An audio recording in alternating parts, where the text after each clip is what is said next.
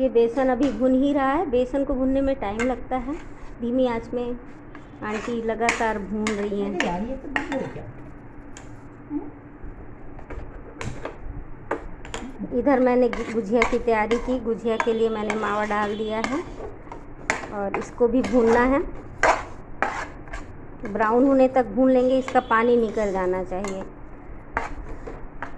जब खोआ भून जाता है इसके बाद ही ठंडा करके शक्कर का बूरा या पिसी हुई शक्कर इसमें मिला सकते हैं, नहीं तो फिर से ये पानी छोड़ देगा, गीला हो जाएगा। इधर तैयार है हमारी ड्राई फ्रूट्स।